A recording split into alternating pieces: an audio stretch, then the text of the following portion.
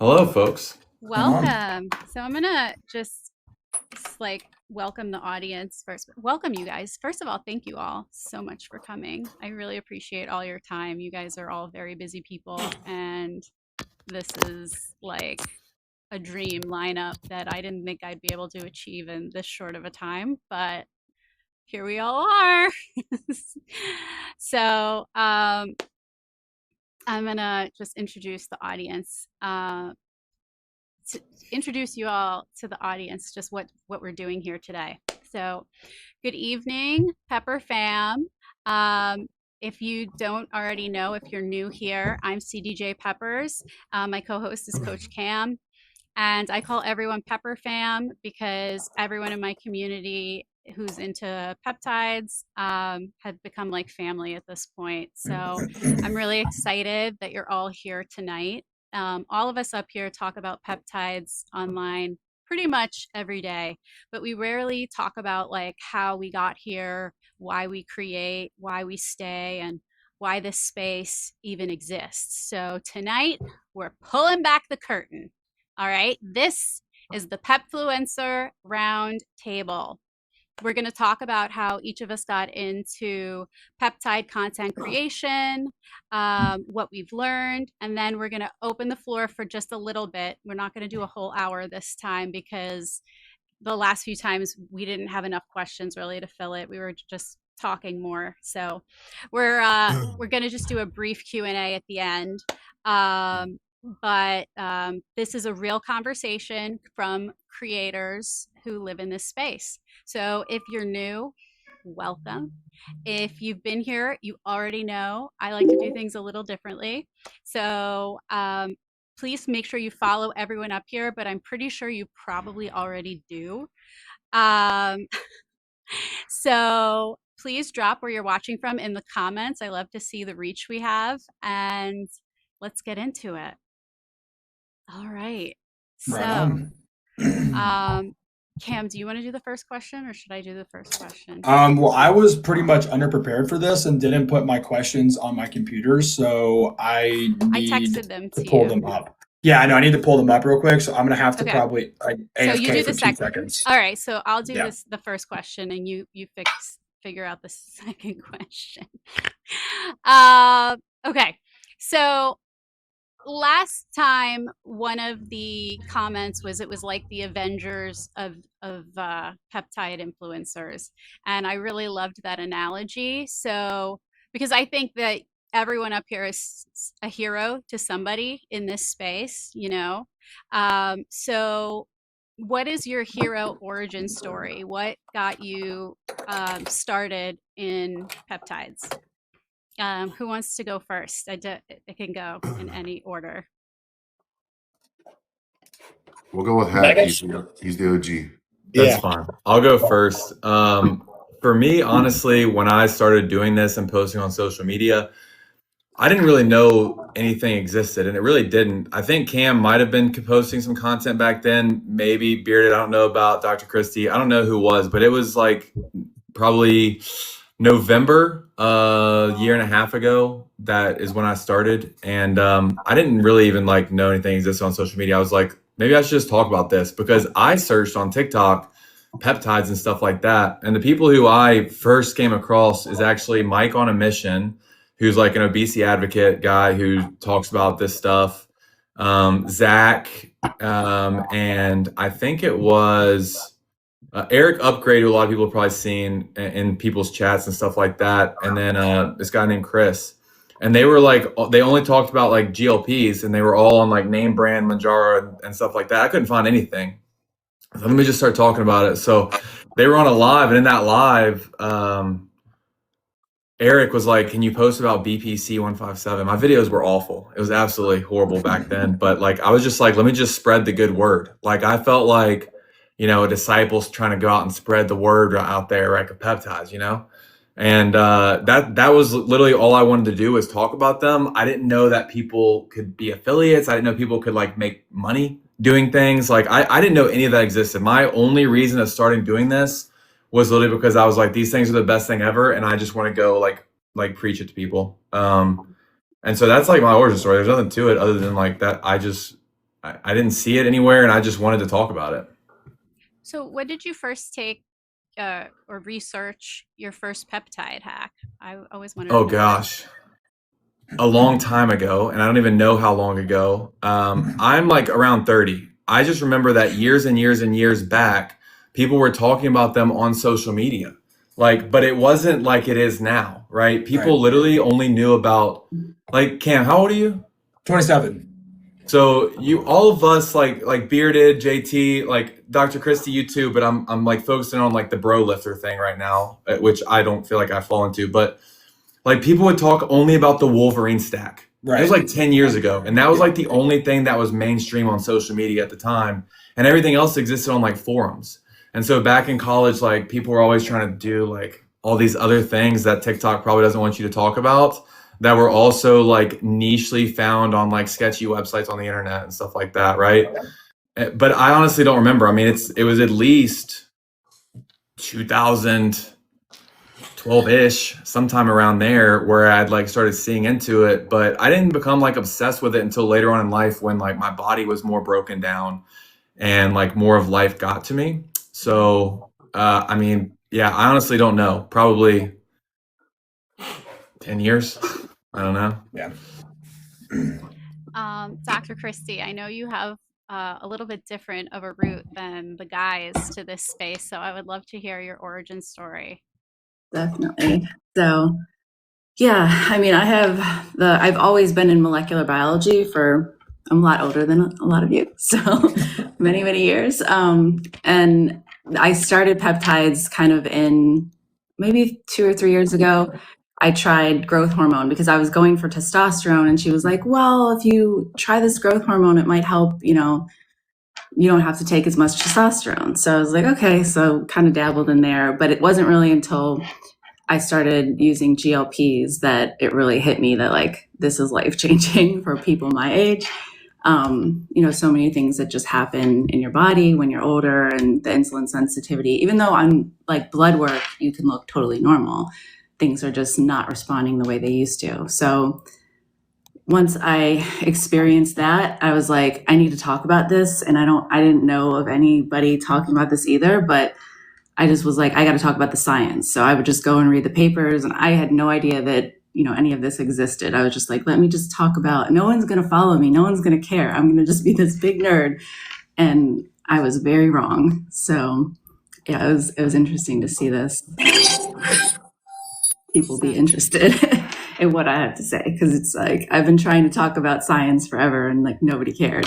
So it's cool. We definitely care. The Pepper fam totally cares. I love so it. much. I was going to say that people care more about science now. Maybe they don't care to actually learn about it in some aspects, but they care about science way more now. Like this is Way the first more. time people have cared about it. For I sure. know.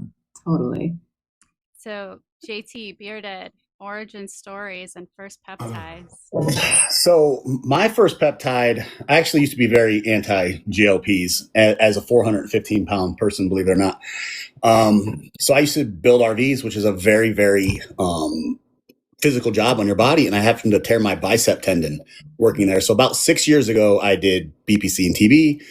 I definitely got it from a sketchy place, but my whole social media story starts because I started losing weight on IG first. I documented a 200-pound weight loss on there, and then I lost my account, and everybody said, well, this app is the one where you can build a following the fastest.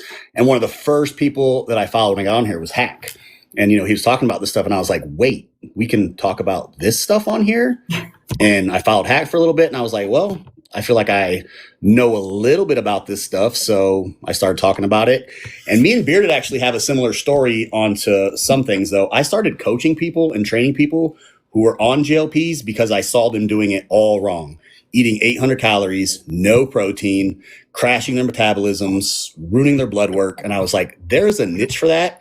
And actually, if you're personal training or coaching, this is the perfect time to get on this because GLPs are here to stay. So that's kind of how I got into that. Very cool. Yeah. Similar story. I mean, I used my first one in 2018, or I researched in 2018 after a minor quad tear. Nothing that put me out, but I definitely started researching. And then 2 years later, another tear, did it again. But then I started to branch out into other things.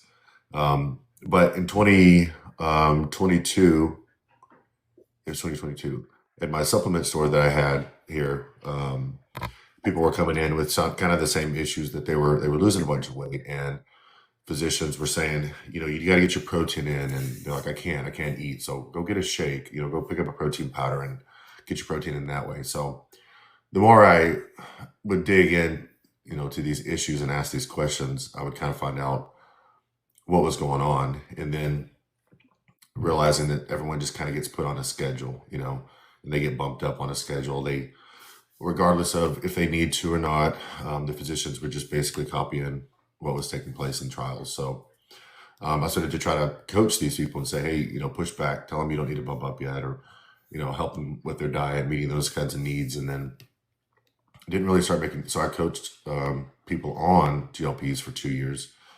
And then I started making content just last January, just educating. And it was mostly bodybuilding related, but how peptides played a role in that. I didn't really consider any avenue in it, or blowing up into something, or me being part of a group of people who specialize in that. But the more demand there was for that kind of information, the more I researched into it and kind of filled the gaps. But it all started with, how do these things work into bodybuilding? And then I guess being able to reach other people, I broadened the horizons, and how do I help other people with different lifestyles? Nice. Awesome. Cool. Cam, you got your questions now? Yes, I do have them pulled up. Sorry about that. You're fine. Okay, so we had jotted down, I think we kind of covered the first two ones with that answer, honestly. So one of the questions I wanted to ask you guys was, what is a peptide that you guys fully 100% believe in? And what is a peptide that you guys believe that the vast majority of people could benefit from? Obviously, it can be a very nuanced answer depending on the situation, but I want to hear what you guys' favorites are, personally, and for the masses, I would say. To clarify, Research purposes only, of course, obviously. Ours for us, and then for everybody else in the world that Sure. if anybody took it, they'd probably benefit. Sure. Yeah. Okay. Yeah. Right. Okay. I'll go last. I'll go first. It's both for me. I honestly think it's KPV. We live in a society that's super inflamed. Everything that we do inflames us, our diets, our hormones, everything. And me suffering from arthritis, it was a game changer for me. So I'm going to go KPV for sure. Okay. A great choice. Yeah. It's hard not to say Retta, just because of Right. the multitude of things that it does. And even if you're in an environment that you don't necessarily need to lose anything, but it is very inflammatory, you have metabolic dysfunction, maybe you're not even eating enough food in general, you've crashed metabolism, Retta being used in multitude of different ways could rehabilitate and bring metabolism back to life and repair a lot of cellular damage just through, like I said, rebuilding a metabolism and getting people to see food differently, or breaking addictions to certain things. Yeah. So I think that's the obvious answer is what's most beneficial to most people. But my personal favorite would probably be one of the nootropics, something for focusing and locking in and getting through work that might be just crashing through. So Atomax or Samax is probably one of my favorite things to use. Yeah, for sure. Cool. Dr. Kristi. Me, I would say Tirzepatide, my personal favorite, and then just for the same reasons, inflammation, all the health benefits that microdosing can have. There's even prevention of dementia, also liver disease. It's just amazing. I feel like every day we're learning something new. So Retta, yeah, that's a great one too. It just personally didn't work well for me, so I would say either one for the masses. Yeah. All right, so it's really hard to not say KPV for this one, for the one that could benefit most people, not only because of inflammation, but if you look at how many people out there have gut issues, that's a big population of people, inflammatory skin issues like eczema and stuff like that. But I'm not going to say that. And I'm going to default to my answer that I always give of what's the most underrated, which is bioregulators in general. Like the fact that people can take 30 days of Pilotax and come back with significantly different lab markers for their kidneys and stuff like that. Like I think that we miss out on that, and a lot of people could find something they benefit from. I didn't realize until I started doing this how many people deal with autoimmune issues or thyroid issues or organ issues that you can solve with a bioregulator, and a lot of people just don't. I don't know. I guess I think people have an emotional tie to their body composition, right? Because maybe they've struggled with it for 20 or 30 years. And like, so it's very easy to convince somebody to like try a GLP-1. It's not as easy to convince somebody to try something to regulate pancreatic function or to regulate, kidney function or something like that. So I think that it's underutilized and a lot of people would benefit from it. My personal favorite, I don't really have one, but I will say like, the most measurable benefits that you can recognize from things, and maybe some that are underrated, would be a GLP. I'm not, I think red is the best one, of course, but like I don't like to hype people up into it because then people come frustrated to try to figure out how to fix the issues. Right. Adamax I think is great. Like that, you feel Adamax very, very strongly. And then the last one would probably be something like a thymolin, like a real thymolin, not the synthetic version of thymolin, which it's not as easily accessible. But I think when you look into how the immune system factors into a lot of various things, that it's a little bit underrated when we look at like just the peptide space in general, right? People will always leave out a TA1 or something that regulates immune function before as a top peptide, but it can be hugely beneficial. Sure. Yeah, good answers. Good answers.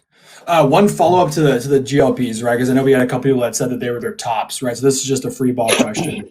I mean, obviously, all of us are in this industry. We've talked to hundreds, if not thousands, of people collectively, individually. When it comes to GLPs and usage specifically, I know Kristi said tirzepatide, Bearded said obviously Retta. Like, do you guys ever see, I mean, obviously I'm sure y'all do, but do you guys ever see issues with people over leveraging these compounds to kind of drive home results as opposed to learn how to actually use things? I think in this space, there's a large issue with the over teaching of product usage, but not enough about lifestyle pillars. And I'm sure that a lot of you guys obviously discuss these things thoroughly, but that's still an issue that I see. So I'm curious from your guys' standpoint, like, is that still a massive issue that you guys see, an over leveraging of compounds to essentially take over a specific lifestyle? Yeah, I see it the biggest with Mott C right now, to be honest with you. Everybody wants to wonder why they sleep for 2 hours a day. They don't eat right. They don't drink enough water, and they just want to take Mott C so they're not tired. Right. They want energy, right? They hear it's energy in a bottle, and it's right. It is. It's the biggest issue I see right now is Mott C, to be honest with you. The amount of people that say, I started tirzepatide 2 weeks ago, I lost 8 pounds the first 2 weeks and I'm stuck. Should I increase my dose? It drives me mad. And I'm like, you can't, like, it's so hard to conceptualize that, like, somebody, I think it was this morning on live, and somebody said something about like, they were maxed out and they wanted to switch, which we all know that when somebody's maxed out on tirzepatide, switching to retatrutide 9 times out of 10 fails because they're not going to wait it out, right? And I said, have you tried factoring in like your calorie intake and your exercise and stuff like that? And they're like, no. Right. But to get somebody to understand how important that is, and that like one workout doesn't burn calories throughout the day. Most of your calories are burned just by existing. Right? Then you burn a good chunk of calories just by moving around and doing other things outside of working out. But then adding that in, like there's so many different factors that go into it, but everybody's initial thought is, let me increase my dose, And I saw somebody just commented like 2 years, they've only lost 25.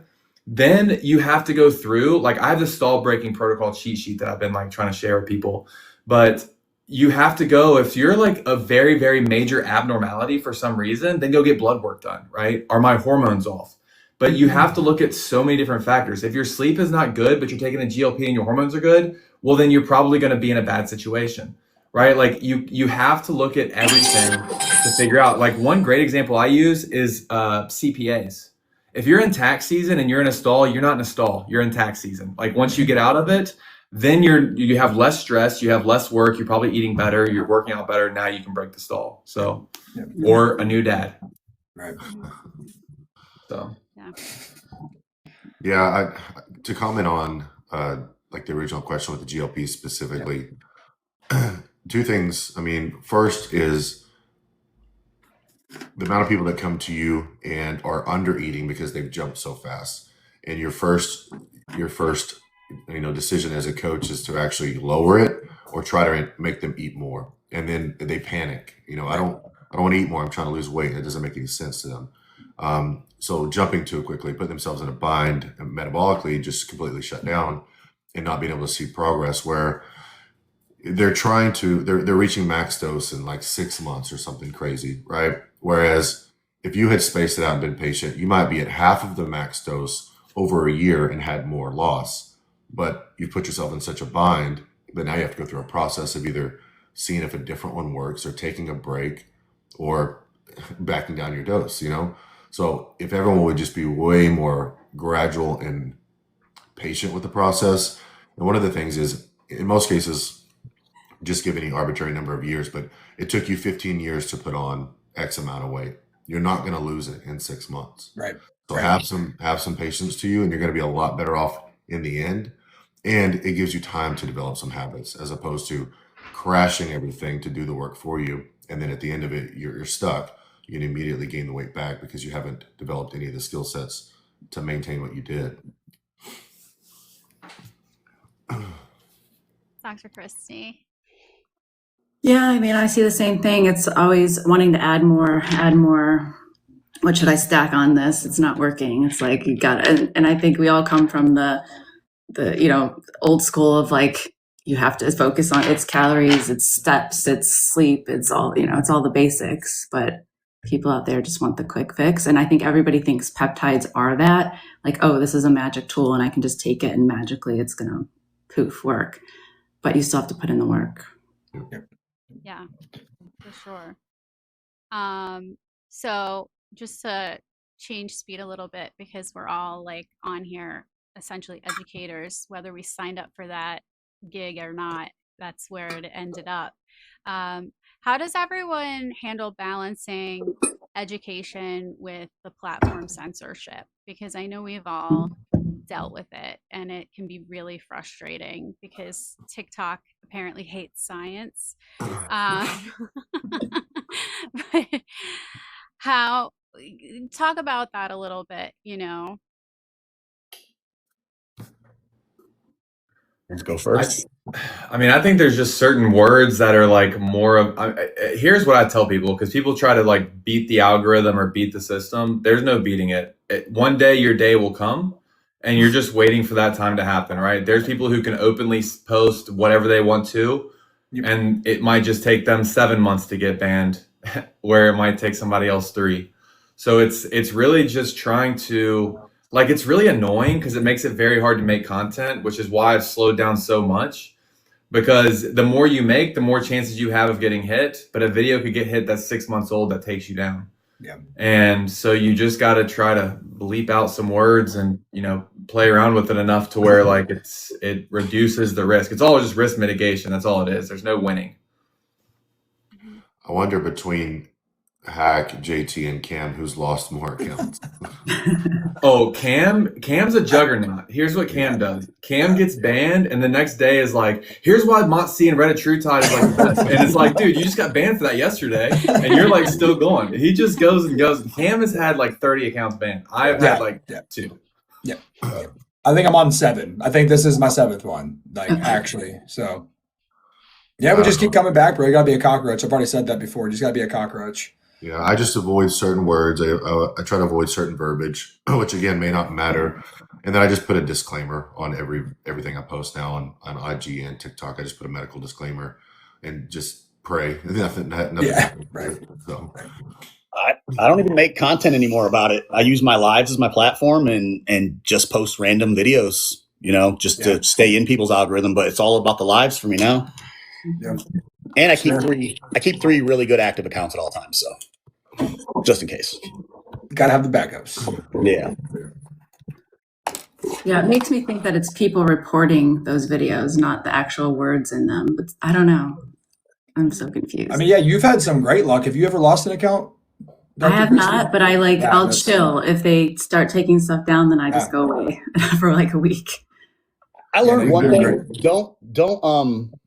Don't try to get a video. If you got a warning on it, just let it go. Because if you appeal it, Yeah. they're gonna go back and look at every single video you ever made. Just let it go. Yeah, no, I've actually had an account banned by Yeah. doing that. Like I tried to go get it appealed, and then they actually just banned the entire account. And I'm like, oh, like I was literally on customer service with them, and I couldn't message them because they deleted the entire account. I'm like, oh, okay. onto coachcam.pepps.57. So yeah. I've appealed and they've like taken them back, like given me back the videos, but It's happened a few times as well. We've had some conversations where we wondered if legitimately being a doctor did protect you a little bit or not. I was wondering that too, but I'm not sure because there's on Instagram, there's some other doctors that are they're able to talk about whatever and they're fine. Yeah. So And- somebody said there's a special request you can get for $7,000 you can pay to say you're a doctor. And I asked AI and it was like, no, that doesn't exist. So And the other crazy thing is we'll see videos on here that are basically, and as far as peptides go, have gone viral, and they're just saying everything, and you're Yeah, like, everything. how is this getting through? I know. And my poor little crappy account's not reaching anybody. Right, Yeah. right. I don't get Yeah. it. Okay, well, I want to take the next question, Caitlin. Yeah. Go for it. Okay, so we've kind of talked. Those are some of like the entry questions. Then we have some like more like hot topics and stuff that have been like kind of discussed. You know, you kind of scroll around the feed and you see all the stuff. One of the ones that I wanted to talk about first, I made content on this. I know Caitlin did. I'm sure that most of you guys probably have at least commented on it. There was a video that circulated for women specifically, claiming that testosterone was dangerous for female hormones. I would love to hear your guys' takes on all of that. So start however you guys want, and I want to just hear what you guys have to say. I'm gonna say ladies first. Is the ladies Sure. question? Yeah. So we're gonna. Yeah, I remember that one. And the thing is, it's just like everything, right? Like, especially with IGF-1, too little is not good and too high is not good. And that's the same thing with it's necessary. I think they actually use growth hormone in certain fertility cases to help produce, for the ovaries to do their thing. But also having it too high can be detrimental. So it's not like a one size fits all. Just like anything though, if you're trying to get pregnant, pregnant, probably not to use peptides. It's just not, just like everything. We can't take supplements. We just want to avoid all that when we're involving small growing children. Yeah, right. I mean, I'm gonna go from a different angle in just a second. Number one thing I will say is that there are women who can do it successfully and have no issues when it comes to estrogen, and there's women that probably can't, right? It's going to be individualized. That's number one. Number two, I think that video is a fantastic example of how difficult it is for normal people to come into this space and navigate it. Because in my video that I posted about that, I had a screenshot from that lady in the comments, and somebody said something about CJC. And she says, CJC 1295 will be fine for this scenario. Yeah. And I said, hang on a second. So what you're telling me is a compound that works the exact same way to increase IGF-1 is going to now be okay for women to use, but the other one's not. Doesn't make any sense, right? So now you've created this mentality of, I can't use that compound, but you're telling somebody to use a compound that works the exact same way. Right. And so like, that is a fantastic example of how I can put buzzword on the screen, make a video to grab attention, and then it's absolutely nonsense. Right. Yeah. I think it's dangerous to speak on things when you don't understand the mechanisms behind them, Right. and then put out blanket statement and information in general. I mean, I don't like ultimatums or blanket statements in any aspect when it comes to people's bodies, because we're all so entirely different. So that's just misinformation and reckless, combined with the fact that you don't understand how the thing actually works to begin with.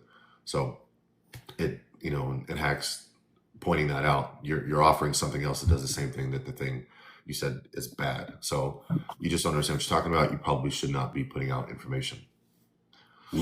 yeah, Bearded took my word. Anytime you make a blanket statement, you're wrong. Just generally the human body, you are wrong. There's Because no we're all absolutes in different. biology. There's a reason we go do blood work when we take testosterone. If we all responded exactly the same, we wouldn't need blood work. Yeah. Right. Too many variables. Cool. Good. Go ahead, Caitlin. I think you can fill the next one out. Yeah. So, Tessa Moreland girl. This is one that we would love to hear Dr. Kristi speak on because of your background in molecular oncology. Can we speak to the BPC and TB500 cancer risks to put that at rest? Because a lot of people, I think, are afraid to use these compounds that could help them heal or relieve pain because they think it's going to give them cancer. Yeah. And I mean, that's absolutely not proven in any way, shape, or form, and it doesn't make biological sense. It could, in theory, grow if there was a tumor already there. But my thought is the tumor already has that ability, so it doesn't actually need the peptide.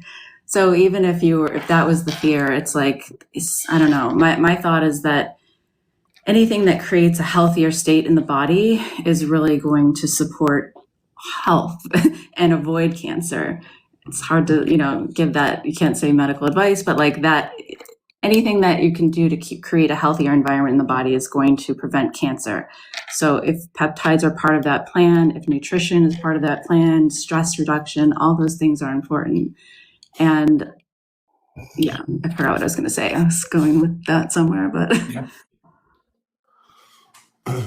I don't want to speak on something that I'm not an expert in, like Dr. Kristi, but I do tend to say that, and I don't know the percentage of this, but I would feel that 98% of cancers are coming from either two things, genetics or environment, lifestyle choices. So anything that you're putting into is either worsening or improving the situation. Right. And you have to consider those factors. If it's a very inflammatory environment that you're putting stuff into, it's going to make it worse. So anything that we can put in that's reducing inflammation would technically bring our chances down. So, yeah. What type of things can fuel tumor growth that we do daily? All kinds of them. everything. Right. Everything. Want to talk If about it. it's good, that's what I was going to say when I lost my train of thought. If it's good for the cell, it's good for the cancer cell, because cancer is just an aberrant cell that's, growing crazy. yeah, and that's like just to piggyback because it's the same thing. The U of R study that was just released saying glutathione feeds cancer. So then everyone was coming into the lives going like, "Oh my God, do I have to stop glutathione?" Right. Right. It's literally an antioxidant, so no. kind of fights it. So Yeah. Right. Actually, yeah. And when you get chemo, well, that's the only time you shouldn't use glutathione is during chemotherapy, because you're trying to kill those cells and it could actually harms the chemo, if that makes sense. Yeah.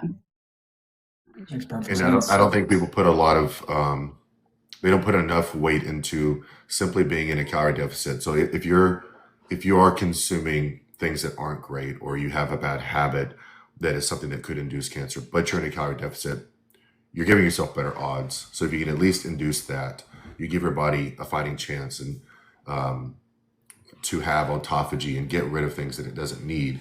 But if everything's elevated and everything's inflammatory, you don't stand a chance. Yeah. Remember when that was the buzzword that everybody was throwing around? We're fasting for autophagy. You're just being a calorie too. Okay, so angiogenesis is not bad, right, guys? Right. I mean, it's how you heal wounds, Okay. You have to have. I'm just making sure, because that's a very scary word, guys. It's a very scary word. And VEGF does not yes. cause cancer. Be careful. VEGF, important stuff, guys. Okay. Hack, did you want to say something on this? It looks like you were trying to initiate some cool shades or something like that. No, I was just thinking if I really want to go all out, I need to put these on. But no. How you take somebody serious? Yeah, I don't really have anything else to add. I mean, we already said it all. Yeah, cool. Did I say that? Or Kaylin, do you want to go to the next one? I think I may have asked that. Oh, wait, who asked that question? Am I up? Am I going next? You're up. Okay. I'm sure. I mean, you guys know about MOTS-c. Everybody knows about it. Did you guys see the new study that was recently dropped on it? I don't know how much people actually care about this or not. The new study showed that there was no signs of MOTS-c inducing mitochondrial biogenesis. I'm curious if you guys truly believe that the compound does and or doesn't. I know based off of that literature, it obviously says that it doesn't. Curious on your guys' thoughts. I think there's a lot of limitations to this study. I don't know if you guys looked into it specifically. I'm curious on your guys' thoughts, or even if you guys think it's a good compound in general. You're not going to hurt my feelings if you say it's not. I'm just curious on your guys' take. I thought this was a different study. It's only Cam's favorite compound. So don't worry. I honestly forgot about that study at this point because I kind of like looked at it and turned away from it very quickly because I was like, it didn't really tell me anything crazy outside of that piece of it, right? Right. But if like, I would just ask the question of what causes mitochondrial biogenesis in general, like outside of taking MOTS-c, what causes it? Ultimately, it's stress on the body, right? At some point in the chain, it will occur when you have stress in the body. Well, what is the ultimate goal really of MOTS-c? Is to tell your body that you're in a depleted or a damaged or a fasted or a whatever the word I'm trying to say is, right? Whatever word. Stress. To trick it into creating this like downstream cascade of effects that would happen as a result of you doing those things naturally, right? Right. And so like I would say that I didn't look at like how they studied it or what they looked at that much because I was like nothing was too crazy about the study to make me feel like I needed to like really dig into it. But I would say that there's no way that it doesn't if it replicates the stress that ultimately causes it anyways. Like I don't know. I have to look more at like how they tested it, but I feel like in some capacity it does, but it's maybe not a direct you take MOTS-c and then biogenesis occurs type of thing, you know? Right. And what's the best way to induce stress on the body? Working out. Weightlifting. So even if MOTS-c is not doing the thing, you can go work out and you can get the thing. So. I think it's also just one study. Like sometimes things aren't repeatable, so it's not.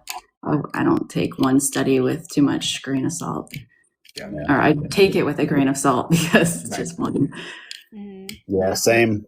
I mean, the next study might say something different. So that's why we try to look at hundreds of studies together and come out with the best outcome data with them. So anecdotally, I've seen MOTS-c work. So I mean, that's what I can go by. Well, yeah, and it not having mitochondrial biogenesis doesn't mean it doesn't do the other things. It still activates AMPK. Right. So it still does plenty of beneficial things. It improves insulin sensitivity. So it doesn't not work because of that one aspect. Yeah. Right. I guess follow-up question to that question real quick, because this one is still talked about more than I feel like almost anything else in the entire space is SS31 before MOTS-c or MOTS-c before SS31 or the two of them in conjunction with one another. What is the right answer? Because we all know a very specific person who only says SS30 or MOTS-c before SS31. If you do it any other way, you're dumb. It's the worst. What is your guys' take on this? I've talked my head off about this one. Curious on your guys' thoughts.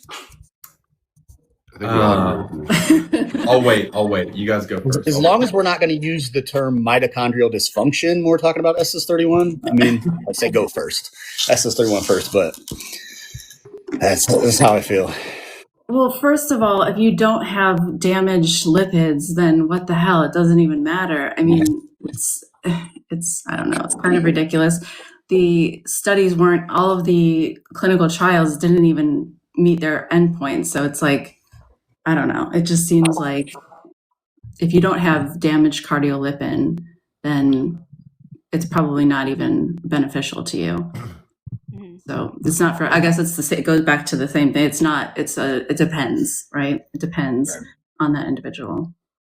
I tend to ask people, how have you treated your body the last 5 to 10 years? You know, and if you've treated it like a garbage disposal and not done anything well with yourself, then it won't hurt to run it. It's not like something negative is going to happen, but maybe you want to patch up the holes in your boat before you send it back out on the water. Sure. So that's the way I think about it. It's not going to hurt anything. Yeah, that's for sure. So a good example while I'm answering this, we could probably do this to prove the point, but anecdotally, people seem to have better results with MOTS-c when they didn't have them, or they didn't have good results when they use a cycle of SS31 first or alongside of, I'm not too big on the thing, but if I said put a 1 in the chat, if MOTS-c worked better when you stopped it, used SS31 and tried it again, I guarantee there'd be a decent amount of 1s in the chat from anecdotal experience of people having better results with MOTS-c after SS31. And so the way that I look at it is if you think about in terms of aging, ultimately will lower the function of your mitochondria over time, right? And so if you're able to structurally repair the effectiveness, and I kind of like have a good way of explaining this. If you have a production line, right, in a factory, right, that's what your mitochondria are, is little energy factories. And you start to cause the workers to drift away. So imagine, I'm just going to do it because it's how I'm lined up. Cam's to my left. He makes a part. He hands it to me. I do something. I hand it to Bearded, right?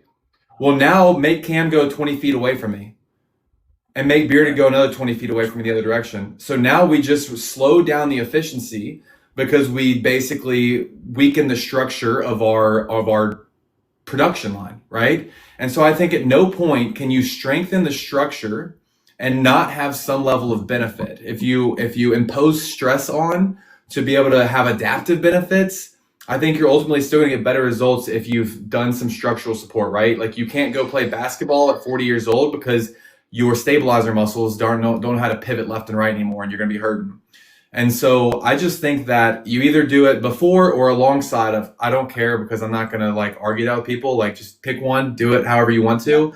I like to at least start SS31 a few days before, but I can't deny the amount of people who have good results, which you could see from the chat, from using SS31 before or alongside of MOC. So I would say that like you're never wrong for using SS31 is what I would say. Yeah, but I if think you it's need also it, you safe have to assume that most of society is not probably dialed in. Most people probably don't have a good diet. Most people probably aren't exercising regularly, all of those things. So I would agree. Yeah, I would just say the same. Like you can't, if you need it before, then you need it during. Right. It's not like if you have the damage, it doesn't repair it, because if you've ever seen that study where they go a week later and they look at it, it's gone. Yeah, it's Yeah. gone. Right. It's gone. So you need it. If you need it, you need it. And if you don't need it, you don't. Like it's, Yeah, it's so not really the one- whole, what y'all are saying is the order of operations literally does not matter for the large majority of people, most likely. Right. You would probably need both for most people. Okay. Cool. That kind of settles that, because that one's still tossed. Cam's around. like, how many people can agree that MOC doesn't come first? Let me just go. Well, dude, I just get like death threats about that. I'm like, there's no way it's that serious. Like, it's not that serious. I've It's seen it not that replicated serious. hundreds of thousands of times at this point. It's not that serious. It's just not. So, No. All right. So, my next question is a little bit of a pivot again, but this is something that drives me nuts. The looks maxers have entered the chat on peptides. Okay. And for those of you who don't know, looks maxing, it's all of these like 20-year-olds and in some instances teenagers who are looking for information on peptides and getting like a ChatGPT answer, recording themselves, going live, and giving out a lot of wrong information. Me and Cam's favorite that we like to laugh about is the summer shred stack by one of the looks maxers. And the summer shred stack is Tessa, CDJPepperz, and Retta. And I know everyone up here knows that two of those do the same exact thing, but they're selling this to kids and young well, to me, they're all kids because I'm almost 40. But some of them are old enough to be buying peptides. But basically, what do you do? Like, when not like what do you do, but it's more like, so these are people who, the newbies coming into looking to influencers for information, and this is the information they're getting. And then I have to, like, in my lives, and I know you guys in yours probably too, are like, why are you stacking those? So it's like, what can we just talk to this trend that's going around? I mean, you're going to take advice from somebody that hits himself in the face with a hammer. I mean, I think it ends right there. That's where it ends for me. That's it. That's what they very do. good. That's a very good take. So I would say the biggest issue, and like there's a lot of things that don't make sense. Like I saw a guy the other day say 6 week cycles of Retta, because if you do too much if you do longer, then you'll be desensitized and it doesn't work. I'm like, it's crazy. I think the most difficult thing that we face in the peptide space, and it wasn't like this a year and a half ago, is that so many people see it. I mean, peptides have literally become drop shipping or Forex or whatever. Like, it's literally the same people have basically transplanted into the peptide space. And the only way to monetize peptides is by educating on peptides, even though they literally have no idea what they're saying. They just literally go and talk. And so you've brought in a group of people that say something like the Tessa Moreland thing that is completely just not even legitimate, but then it's like link in bio, right? And so we've basically forced ourselves into this space where 90% of what I feel like I do now, if I do a TikTok live, is one, nobody did thoughts on questions a year and a half ago. It was not like that. And two, it wasn't so much misinformation that you're constantly having to try to fight. And so it's basically created this major like difficulty, not for me, like, right? Like I'm debunking, like they said, stuff nonstop, but for people who are trying to learn, that's where the issue is. You have 795 people in here right now who are probably new to this and came across it on TikTok for the first time, and they're having to hear stuff that is blatantly wrong and then say, am I broken? Like they are so lost. Yeah. I think that this generation or that generation of people is just very strange. They think differently, and not everyone should have a platform, but they do. So I don't know what we can do about it, really. They won't listen to us. They'll call us unks or whatever, but we can try our Take the best. training wheels off. You know? Yeah. Right. Well, I think it's crazy because I'll try to hop into live and ask them a question and like try to get a response from them. And they're automated. It's like literally talking to like an AI robot. Like they just have a preset amount of responses. Yep. But it's crazy because I'll see people from like my community in their comment section being like, "Oh, this is such a great video," and I'm like, "You have to be trolling, right? You have to be trolling." Because you think that you would be able to like hear something from Dr. Kristi or Bearded or Hack or JT or Caitlin or I and take it as maybe a good piece of information. And then you pop over to that and you hear that the Summer Shred Stack, this is the best thing to get you super lean and jacked. And they say that Tessa only burns visceral fat while CJC and IPA build a bunch of muscle. And they don't do any deeper of an explanation into that. You're just like, how are you coming to the conclusion that that's it? Like biology is that simple. But I guess it's also when you don't understand it at all and you think that it's just like this surface level thing, I guess it's pretty easy to fall. Like I guess like Hacksmith said, like everybody, if they're learning for the first time, they're going to hear something and run with it. So I don't know how you fight something like that, at all. If it's even worth fighting either. I don't think it probably is. I talked to that guy about that, and he said his explanation was it's the only way to get super physiological levels of IGF-1. That's okay. Oh, or growth hormone. I Or mean, that would be the way. I don't even know if you. I mean, can we really get super physiological levels with Tessa, CJC, and IPA? Probably not. Unless you're a really good responder. But I have seen 400s with Tessa though. Yeah. Okay. As Yeah. well.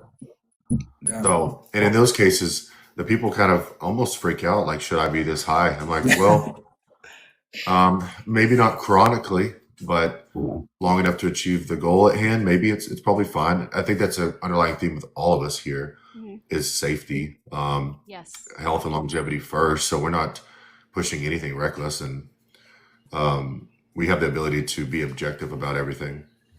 Yeah. It's like the same people who think if they take more CJC IPA, it means more and that they're going to get more muscles from it, not understanding the concept of a saturation dose. Like there's a saturation dose with growth hormone. And there's a diminishing returns. Yeah. Right.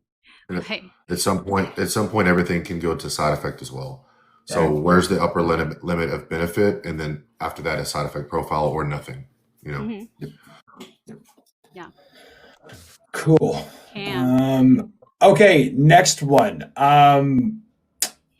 Big one with GLPs, anhedonia.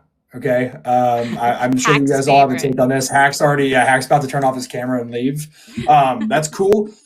We obviously know that GLPs modulate dopamine tied to reward and motivation pathways. We understand this, but is everybody experiencing this dampened dopamine effect that is so dampened that it's leaving you to feel nothing, to feel depressed, to not have any motivation to do anything whatsoever? Or is this like almost like a product of the environment placebo type effect? And obviously, again, nuanced answer, I'm sure it could probably be both, but I want to hear you guys' take. You want to go first, Hack?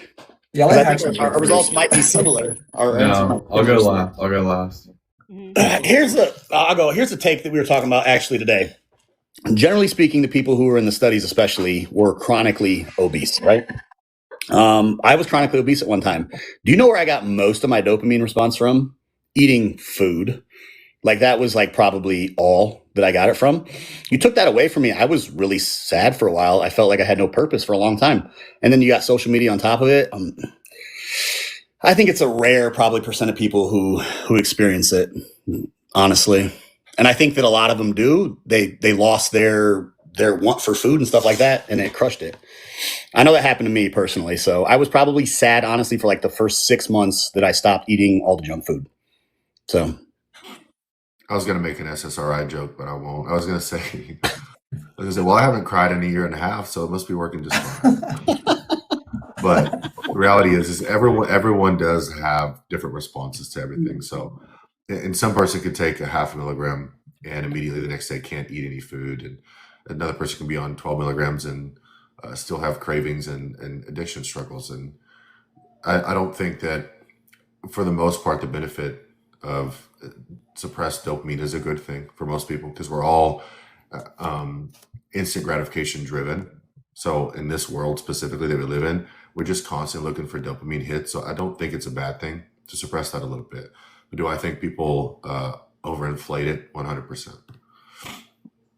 do you guys feel like it's a newer issue that kind of just got really popular in the last like 2 months? Like, Yeah, no, it's become more popular, which Yeah. is why I wanted to ask the question, because obviously we've been talking about this for a long time, but more people are in the space and more people feel it. And there is a lot of evidence about placebo effects and people genuinely feeling the effects of a placebo environment, like it exists. Yep. So I'm curious if it is maybe just that or if people are really experieing it. You know I what feel I like mean? it started probably from a viral video, and then people are taking a look like, oh wait, and that's how it happens. Like honestly, I have to say, I have that talk all the But time. there with- is genetic components to it Yeah. too, and I think it Yeah. is real. I mean, my husband had it on Sema. He's on Retta now, and no problem. And I was like the opposite. Like Retta made me feel kind of flat, and that's why I go back to Trizeptide. So I don't know. I think it's specific to the person and to the compound. Do you guys think there's any sort of like nutritional intervention that can help take place, like upregulating dopamine receptors or improving sensitivity or supplementing with things or increasing dopamine driven activities? Like aside from, again, if you were attached to food, like JT said he was, like, can you not simply move and translate that to something that would reward you in a similar pathway? the gym, Right. I started working hard. Yeah, Staying off social media. Right. Well, right. It might be And it's the probably worst not a thing one size ever, fits but- all fix, but Yeah, Yeah. Well, I asked that question the other day on live. I was like, what hobbies do you guys have that you do that like give excitement in your day? Some people said sewing. I was like, sewing's not really exciting, but that is like a good hobby to do, right? But like, dude, somebody put it a good way is they said that it takes away like the things that are still excite you, the things that you really care about, you're still gonna have excitement from and you're gonna care about, right? Like, Right. Dude, I got an e-bike in the other day and I got on that thing and that thing started going 20 something miles an hour. And baby, that was the most fun I've ever had in my entire life. I was loving that thing, right? Like if you go hop on an e-bike and go ride that thing around, you're going to have some fun, right? Like I tell people the answer when you're feeling down on a GLP is to go eat a donut, right? Like go out and do something that's going to give you a little hit of something, right? You really want to do it, go skydiving. Like you're probably now in the weight limit where you can go do that as a tandem skydive and like go out there and do it. But I think there's ways to like bring that back and people just don't realize that they replaced sitting on the couch scrolling TikTok and eating Twinkies with just sitting on the couch and scrolling TikTok. And so now you're missing a major component that like makes you feel a certain way emotionally. And if you look at what a lot of people say when they unsuccessfully transition to retatrutide, and I think it takes away like the anhedonia thing is real. I just think that everybody having it is less real, right? Like it does seem like everybody has it, but But like you take away something like that and you just don't realize what like people can't transition successfully to retatrutide because they want to not feel hunger, right? Right. And so you apply that same concept or principle to, well, you just aren't eating those things anyways now, and you lost like a huge piece of like your identity, right? Like for a lot of people in a sense. So yeah, but people definitely can have it. But like I'll tell you, a year and a half ago, there was nobody coming to my lives on GLPs for 2 years saying they had it at the same rate now. Yeah, So I will say I experienced it losing the weight and cutting the food out before I took a GLP. And I picked up things like kayaking, things like that, and it brought it back. I was happy again. So it's like Hack said, find something. Cold plunge. That'll get you dopamine up. Yeah. There Well, you go. Cold plunge. Yeah. I always do the polar bear jump.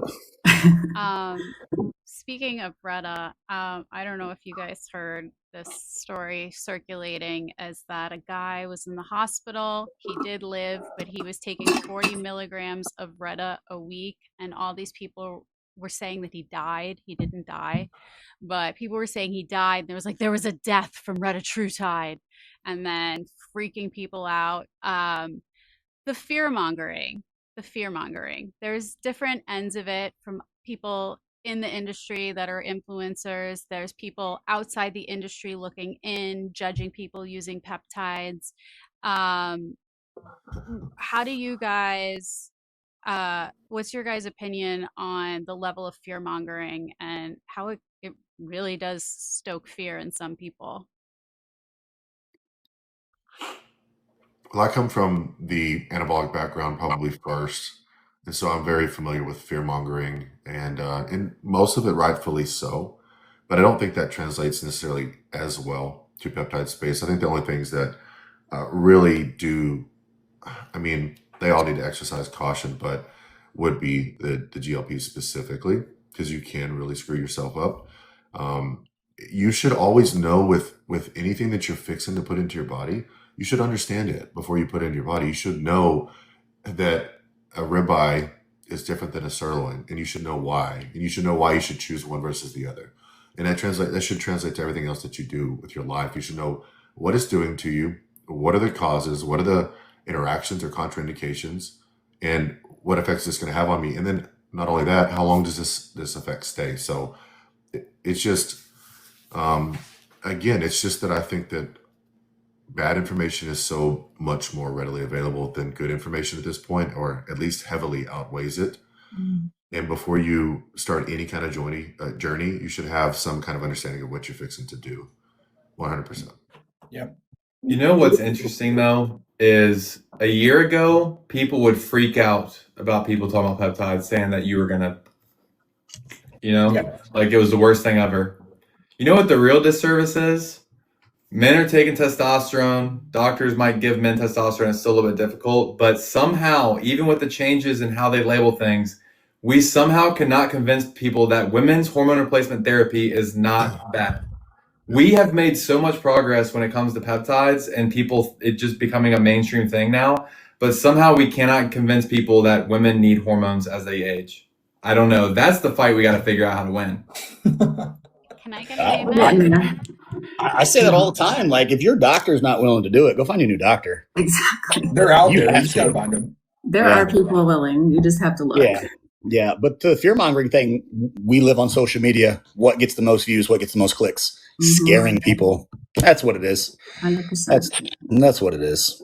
And also, nobody would talk about that was user error, that anything that you overdo can cause problems like that. It's going to be the Reddit's fault. And that's the sad part about it. Eli Lilly wants that too. I mean, Big Pharma wants that because then they can take it out of our hands. Yeah. But that's 100% user error. And on the note of the women's hormones, I tend to advocate for, you should be able to see a trend. If you're doing blood work yearly, hopefully more than that, but at least yearly checkups, you should be able to see a trend in your 30s and into your 40s that things are declining, and you should implement lifestyle changes and supplementation or whatever to try to correct it. But if something's still trending down, get treatment before you get into menopause, so that menopause is just not the worst thing that you've ever experienced in your life. If you can get hormone replacement then, and you can get your testosterone, estrogen, progesterone somewhat sorted going into it, your marriage will survive. Not everyone around you won't absolutely hate you, and you won't hate yourself. So be a little bit more proactive about it, ladies, for sure. Yes. Um, Okay. Next one, and then we're getting pretty close to being done with the questions. We can probably pop over to the Q&A pretty soon, but this is also one that's still talked about quite a bit, pretty controversial. Do blends like Glow and Clo work, or are they just inherently bad? That's I it. mean, I think they work. They're going to be the lowest effective dose of each compound. I mean, if you can't control your dose, but the studies seem to be there that they stay pretty effective over time. Each compound keeps its purity over time. So, yeah. And the big thing is right now with the Wolverine blend is because it has TB500 in it. It's not working, but we all know that nobody really uses TB500 anymore, especially in blends. It's all TB4. That's the big thing going around right now. And people are using that as an excuse. But yeah, I think they work at the lowest effective dose of each one. Can't control your dosing that way, but. Dr. Kristi, can we put this to rest? Because people are always trying to say that, because I heard someone try to say that some of the chains of amino acids are so long they fold onto each other and change structure, and I literally heard someone saying that the other day on. None of these are large chains of amino acids, but I've heard the pH thing, that it's like a pH issue. I've heard everything, but no, I mean, wasn't there a test that was recently done? Peptide Crafters did it? Yeah. Well, and nobody who says that they don't work ever brings proof to show that. Right. But everybody who says that they do has proof to show that that's not the case. And so, I think the silly thing is, like JT said, you can't control your dose, but find somebody out there that can tell me a difference when they take 300 micrograms of KPV versus 400. Yeah. Nobody's out here so precisely in tune to the 100 microgram of any of those things in that blend. Like, if you feel like you need more KPV, then the easiest thing to do is to take Clo plus KPV. If you need all of Clo, right? This is only if you need all of the components of the blend, right? Yes. Then you just take the blend plus add on the singular thing that you think you need. But if you don't, then you just take GHK, CU, and KPV for your skin, and there you go. That's it, right? We don't need the whole blend. Yeah. But at the end of the day, the blends just make your life so much easier because, number one, I hate reconstituting anything because that's tedious.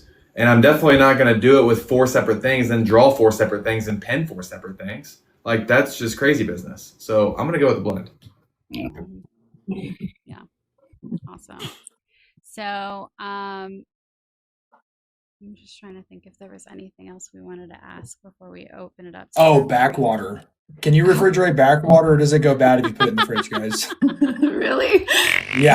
Yeah, there was a viral video. It was a kid that posted, again, and probably in the bone smashing community. He's like, if you put backwater in the fridge, it is going to ruin your peptides. I think they said. Can you put backwater? I think they said it's. Can you? Yeah. I will say this. You probably can. It's just not the way that the manufacturer Pfizer recommends that you store it, but you probably can. I will say this. Put a 2 in the chat if you've used cold backwater and cold peptides and it was cloudy when you reconstituted it.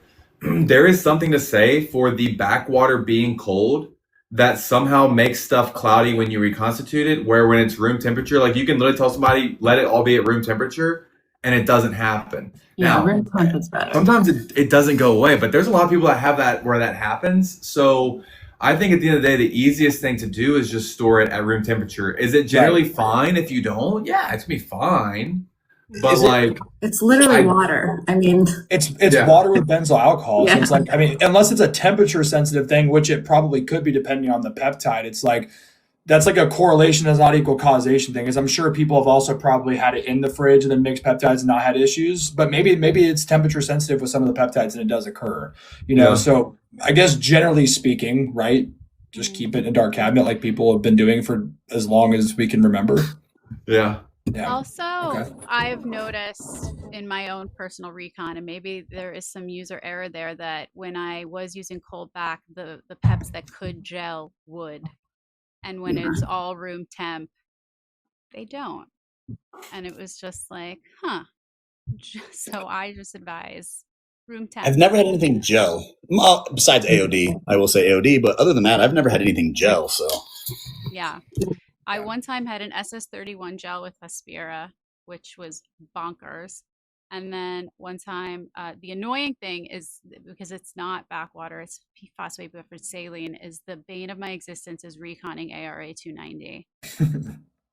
Is the bane of my existence. Like Yeah. I like every third vial I get it okay, but Mm. it's a tricky one. So we're going to briefly open up the chat to some user questions. I feel like we tried to cover most of the frequently asked ones in the beginning, you know. So let's see what the audience has to say. Okay. Please, can we do the lemon bottle question first? That's Yeah, what please. I was actually going to ask that. Please, yeah, Go for please it. do. Go for Yeah, it. Why does nobody talk about lemon bottle? Because if lemon bottle worked, everybody would be using it. Lemon bottle, pine bottle, peach bottle, leaf bottle, whatever bottle, it does not work. I promise you. So that's why. Mhm. And I think you have to be careful with site-specific injection types. Yeah. Nerve Like, what about endings. adipetide, right? oh, I'm glad that seems to slow down a little bit. That was huge for a while. It was big. Yeah, it was big. Mhm. Okay, let's see. I had a hormone-fed cancer, so is there a peptide I should stay away from? That's Marie. Yeah, I mean, probably her. growth hormone. I would just avoid that. It depends. I don't know. That's a hard one. Yeah. To follow up that one, have you done any research into PNC 27 at all? Okay. I was just gonna see if you had any, because someone was asking a question about that one specifically. I know, I get that, and I'm like, I need to read up on it, but I haven't. Yeah. I think that Seems isn't it only targeting one type of, what is a cytokine, or I believe it targets the HDM2 receptor or something along the lines of that. I haven't dug into it. I've seen it definitely online. wouldn't work for everything if it did. And Yeah. only certain, not even like you can have variations of cancers, and like Dr. Right. Kristi could speak to this more than me, but of the same like type of cancer, like different variations of like lung cancer or different variations of different types, right? And so if somebody says like, would PNC 27 work for lung cancer? Well, the answer is not inherently yes, because certain types might express HDM2 more than others. And so it literally has to be like, the thing about it is that there's not enough data to show like 100% yes, but when they study it, it does find the ones that overexpress HDM2, Right. and it basically bores a hole and blows up the cell. I mean, in theory, we just, it'd be awesome to see them study it more. Pharma should definitely pick that one up. Yeah, it seems cool. I've had a couple people in my school community mention a thing or two about it for personal experimentations, and it's pretty interesting, but I don't know if you guys have more information on it or not. Let's see. Do you want to pick a question, Cam? Yeah, I'm trying to find one. Oh, what about FOXO4 DRI? Have any of you guys looked into that? Do you guys have any thoughts, comments, concerns with that compound? Because there's literally no human data on it, so I'm just curious. What do you guys think about it? People are getting pretty interested. I feel like it's kind of getting a bit more popular the last couple of weeks. At least on my side of things, it has been. So Conceptually, it's awesome, right? I mean, I've taken it. I don't personally feel anything from taking it, but if it's going to kill senescent cells and allow more healthy cells to grow, it seems like a good thing. Yeah, it's something you can't really Yeah. quantify and measure. Yeah. But I think Hack, you ran it, didn't you? You said you felt really good on it. Yeah, it was like actually weird because I took it at the same time that Goat took it, and I think his wife took it too, and she described the feeling as like clairvoyant. And literally day one, I was like, I feel good, but I didn't tie the two together. I just noticed it, and then he said it, and I was like, wait a second. And I don't know. I mean, it could have been placebo, yes, but I mean, the reality is, and I think Dr. Kristi, you're kind of like anti-Fox, right? I just want to wait for more information because it's the P53 pathway, and that's like our guardian of our genome that protects us from cancer. So right, that's what I was going to say. No, isn't it kind of like it's like a compound that could definitely be on the fence, because senescent cells in some capacity could be useful, right? So it's like you may not want to clear all of them. So people are doing like regular protocols of a senolytic compound, could that not No. expose them to specific cancers or Yeah. increase risk dramatically, right? To some degree. So one I thing, mean- like when I was looking into like the data with it, it was very selective and only targeting those cells that were reliant, and not all senescent cells, but the ones that were reliant on the FOXO4 and P53 relationship. And so it was very selective to that, which was nice to see, and it didn't eliminate all of them. And so like here's a problem though. In theory, when that goes into me, it should also not clear every single cell and also be selective. Is it? I hope so. Right. We don't know. Exactly. Yeah. Exactly. We had like So- a 4-hour text conversation about this that one day. Yeah. Yeah, we broke it down pretty good. So, And we have rapamycin that has way more human studies that does that. So oh, wow. So, Okay.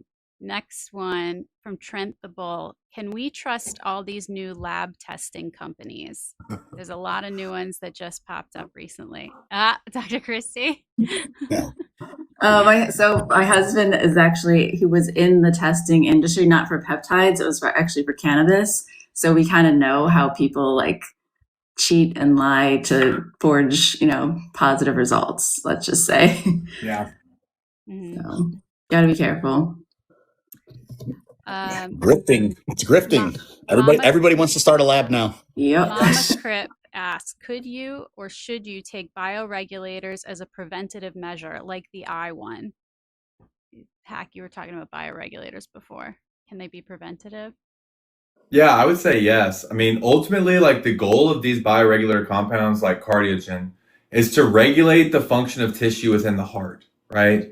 And so when you look at a bioregulator, it's like for example, like thyrogen, right, which is a thyroid bioregulator. The goal of that is not to fix, hyperthyroidism or hypothyroidism. The goal is to fix either of those things, is to regulate and bring back to normalcy the function of a specific component of your body, right? And so like I think yes, but like there's something that maybe I wouldn't say to do that way, right?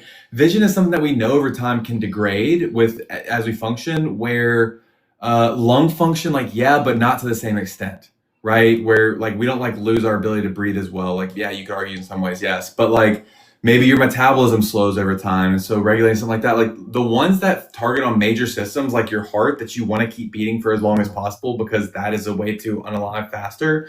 Like yeah, I would say taking those types of things preventative. Vision, which we know like declines as you age for a lot of people, yes. Would I take Pilotax for kidney function maybe once every couple years, right, or something? But like you don't necessarily need Pilotax like if everybody in your family's had perfectly healthy kidneys and you're probably on the same track, right? Like not as necessary. Yeah. And I think that preventative is also a lifestyle. And I hate to sound like the boring person, but like if you're running high blood sugar for 40 years of your life, you're going to have some vision issues. So it starts way earlier than that. But sure, I think if you've been pretty good, you've been pretty healthy, and you're trying to maybe slow down or reverse some aging, I think there's absolutely a case for experimenting with those things and seeing if you can get some kind of progress, especially if something shows in your blood work. But I think the lifestyle obviously will slow down everything that normally will degrade over time. Sure. Yeah. Yeah. A I'm lot of people such- want to skip 50 steps, though. Yeah. I'm such The a simple nerd stuff. for the cheat code. bioregulators, Yeah. though. Like the bioregulators and Dr. Cavinson's work, it's just like So I just recently studied, I talk about this all the time on my live. I was just researched with Vesolute because I have interstitial cystitis, which is an inflammatory bladder disease that is like a marriage of like chronic UTIs and overactive bladder. So I use Vesolute because they studied it for women with overactive bladder.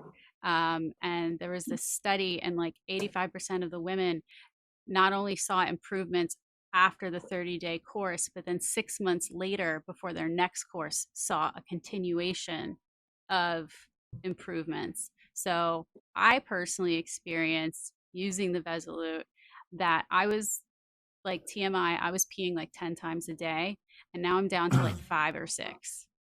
and I'm still I at did. 12. Yeah.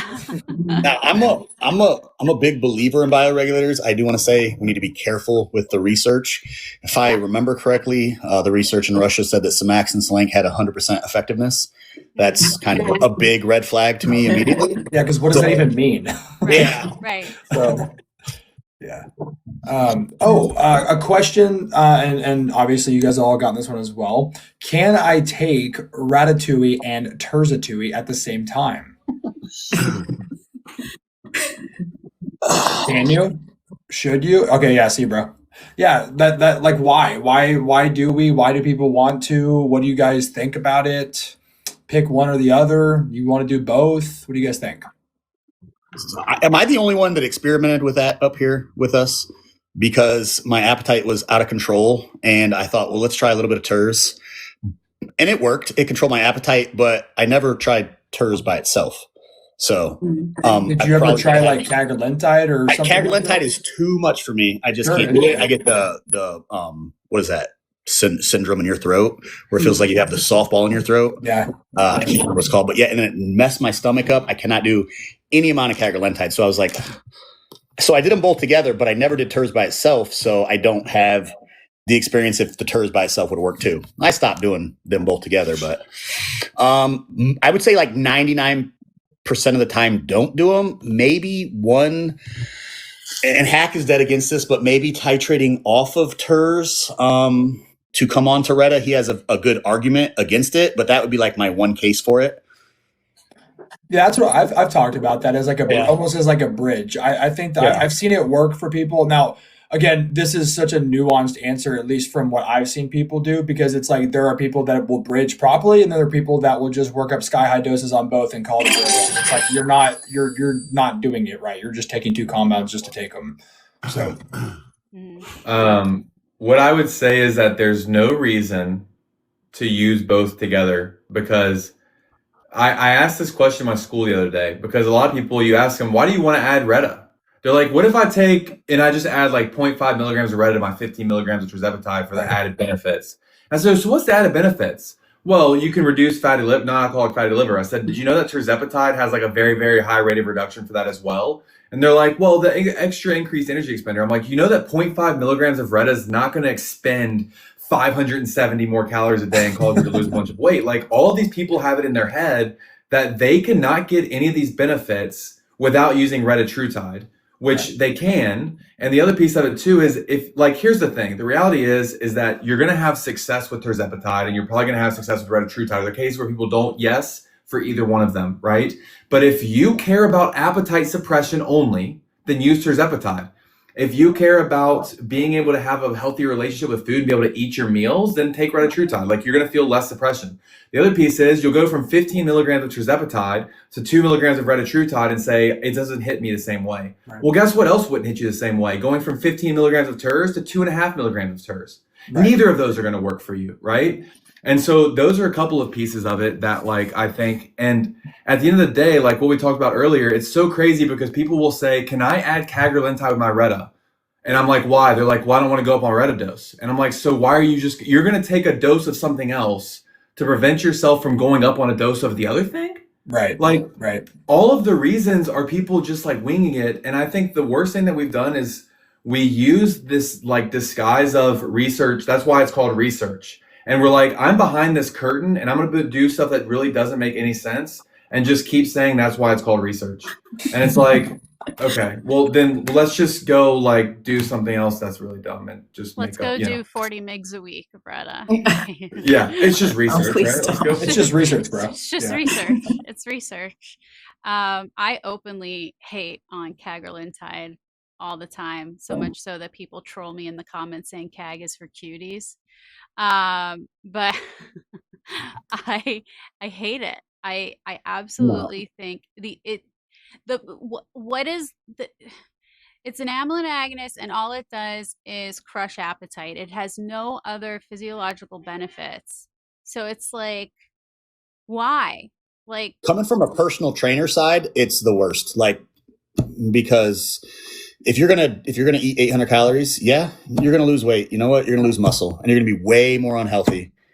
I don't know if you guys know. I mean, you guys probably know who Dr. Gabrielle Lyons is. She says we have an under-muscled problem in society more so than an obesity problem, and I like where she's going with that. Yeah. Cagrilentide is. I'm very anti-cagrilentide for most people. You're going to lose muscle. You're going to lose hair. You're going to lose volume in your face. You're going to, show me the upside. You're going to be tired. You're going to lose energy. All the things that poor nutrition gets you, is what CAG's going to get you essentially. Like the point of, I'm on a soapbox. Sorry guys. The point of taking retatrutide was they wanted to make it better than the last one. And the way they made it better was they allowed you to eat more, but still burn fat with glucagon. So eating more, retaining muscle, retaining your hair, retaining your health, while also losing weight is not worse. Like eating, and Hack says this in his live almost every morning, eating is like part of being alive. Like you need to eat. Don't be afraid of eating, I think is actually what you say specifically. If you lose weight and you have a higher body fat percentage at the end, you did it wrong. Mm-hmm. So yeah. This is one that I want to talk about because we were touched on this a little bit before, but hormones replacement for women. There's a lot of talk about HCG and kisspeptin for hormones. I know it doesn't even hold a candle to full on hormone replacement, but what are everyone's thoughts on women leveraging these compounds for like menopause, perimenopause, fertility? Why, when you have estrogen? I don't know. We have a better tool. Yeah, agreed. So. The one time that it did make sense is somebody said, I'm literally waiting to be able to go to my doctor to get on HRT, so I'm using it. I'm like, okay, well, if you're feeling better from it and it's like meeting the need while you're like waiting to get it, okay, I guess. But also people, like the other thing is like, what's a good amount of kisspeptin to use? Honestly, it's going to depend on the person. How are you responding to it? Right. You got to get labs done to be able to know if you're taking an appropriate amount and frequency. And so that's going to be a huge component of it. And the other piece of it too is a lot of people try to use it. Like somebody said to me that they were using kisspeptin, they wanted to use kisspeptin for libido, but they were on HRT. And I was like, well, your libido is either your HRT stuff is all out of whack. You're doing stuff wrong. Like you need to go get that adjusted with your doctor, or you got something else that's messing up your libido. And so like people think that like it's not like the hormone component of it as much as people hear compound does X. Yeah. But they're not looking at the right things to like, they're not looking at how it gets you there and in what scenarios, right? So kisspeptin helps libido. Yes, when your hormones are maybe out of whack, but not when those are optimized or whatever else it might be. People are often let down when they do try to correct hormones and libido's not improved because it wasn't the issue to begin with. Right. It's not always a hormone issue. No, and a lot of times, more often than not, it seems like, Cam, it's not the issue. Yeah. Like there are times where that's 100%, estrogen's too high, testosterone's too low for a male, and you have erection quality issues or whatever. That's a different fix. But more often than not, like especially with the women, it was something else. It was inflammation. It was stress related. It was a high fasting blood or high running blood sugars or something like that you could have addressed with a different thing. But you should still do the hormone treatment. You should still be optimized, but it may not fix it if it was completely unrelated. Mm-hmm. I have a fun question that's not necessarily pertaining to anybody's question in the chat. Just curious from your guys' take. MT1 and MT2, do they cause melanoma or do they help prevent against it? I've done a bit of digging into that myself, and I'm curious on your guys' takes just to hear, because every case report of melanoma that I've ever seen or heard of all seems to stem from people that have underlying issues, and then they just so happen to be taking a melanocortin, an MT1 or an MT2, and happen to get it while using them. So I'm curious, does it cause it, or is it just a product of the environment? If you guys have looked into that, of course. I have, yeah. I get this question a lot too. I feel like, well, not feel, but it works through, so the same pathway that melanoma, right? It's the same cells. So yes, if you already have that there, then it could grow those cells just like everything else.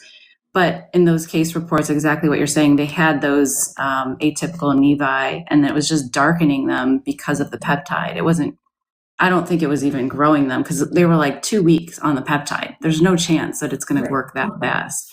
So no, I don't think it definitely doesn't cause it. It's just that it possibly reveals it. Yeah. And I agree, it's protective because it's giving your skin the sun protection benefits. The U melanin pigment. I had seen stuff where they were actually developing melanocortin receptor agonists as a potential treatment for melanoma and like, high risk populations like fair complected, redheads, things like that. So Yeah, I think Like me. Hack just sent me a study. Was it you, Hack? That showed it slowed down the growth of it, possibly too. So I was going to ask Dr. Kristi, if somebody's using melanotan, going to a tanning bed, a tanning salon, and using tanning lotions, which one's the culprit? Right, exactly. Right. Probably not. Right. Yeah. Well, that's the thing.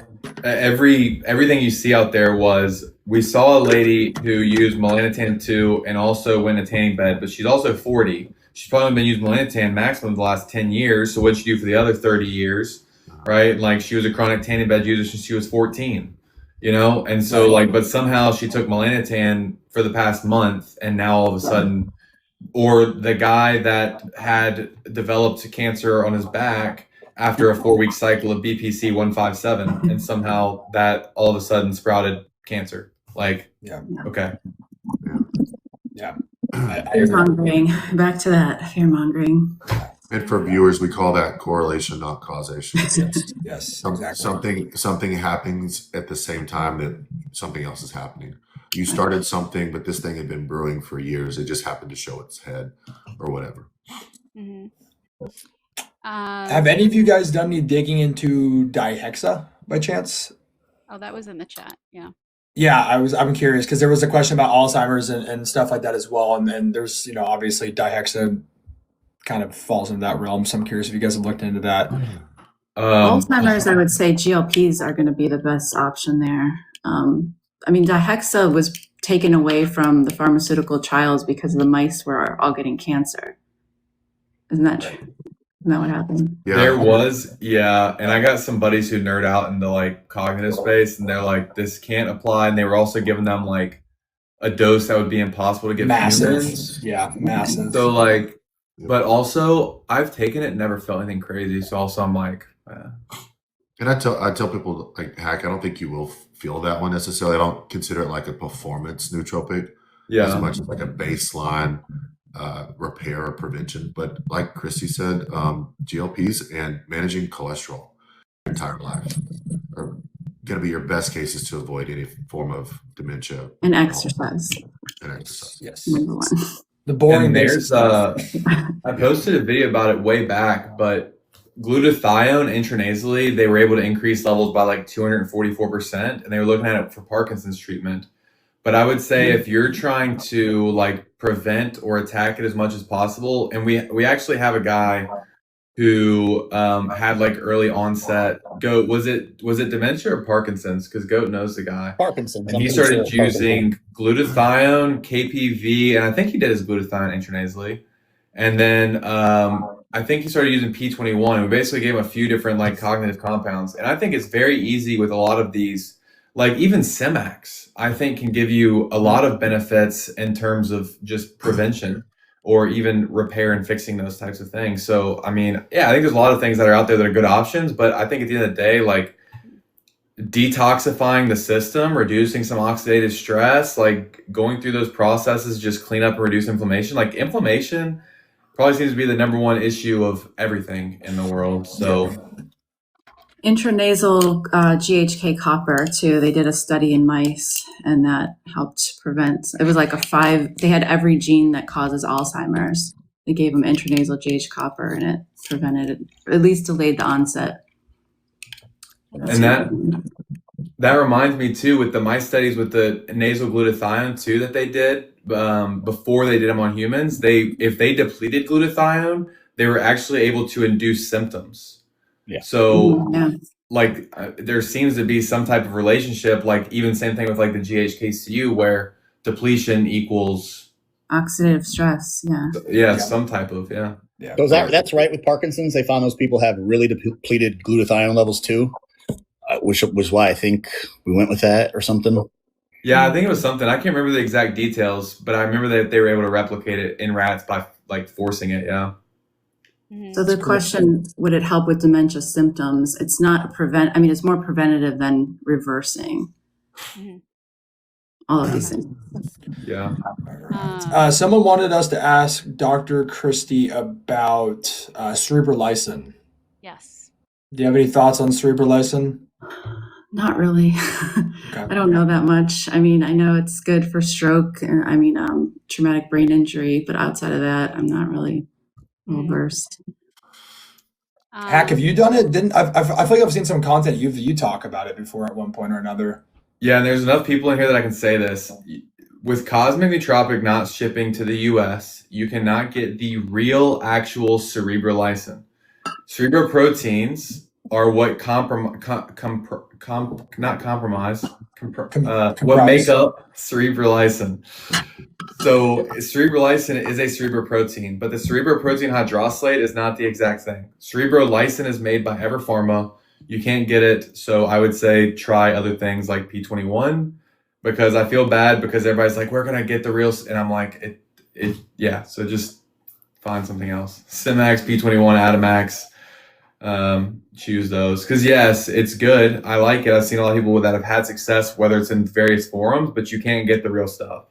You can maybe just build your own by like combining a bunch of different nootropics, like you said, P21, maybe some Simax. You got BDNF, CNTF. Just start combining all the growth factors, and I thought you were going your makeshift cerebral lysin. I thought you were going to say get a pig farm. That's where we were going with that. Yeah. Build your own. Yeah, build your own. Right. DIY your cerebral lysin.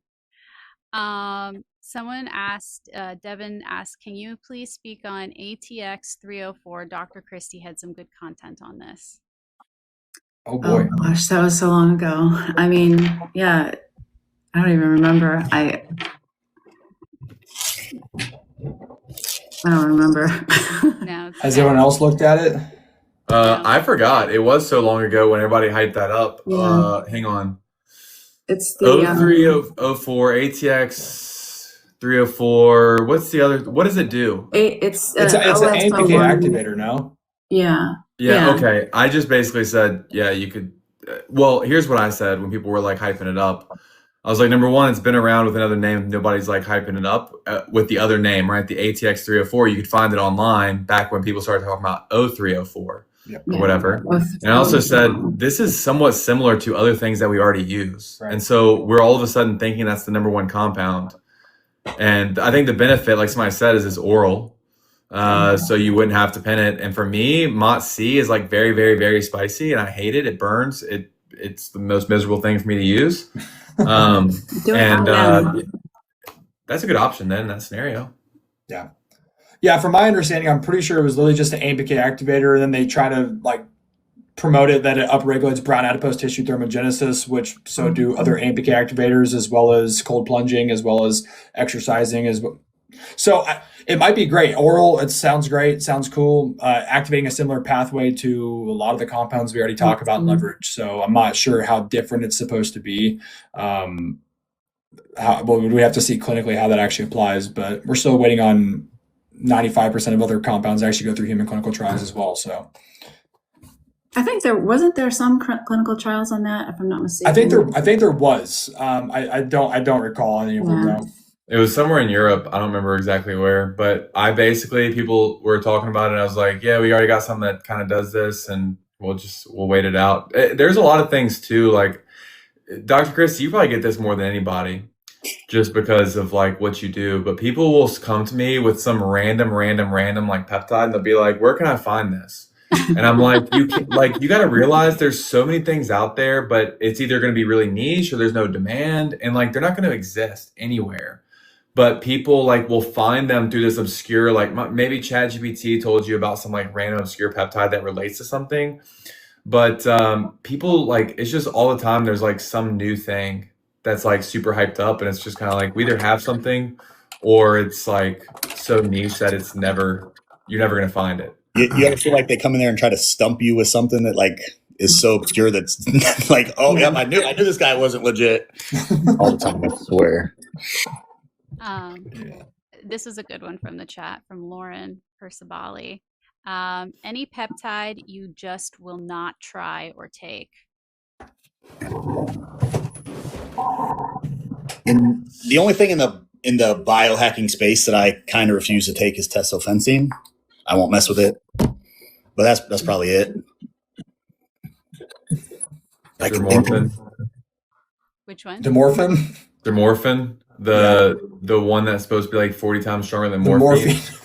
And I'm like, look, you're probably safer and going and getting some stuff off the streets than you are like trying that like and winging it. There was somebody actually who commented. There was a girl who made a video, and she's like, y'all got to listen to this because there's no reason to use it. And some girl commented, said, I've used it topically. She said even using it topically, that it made her have like some crazy feelings.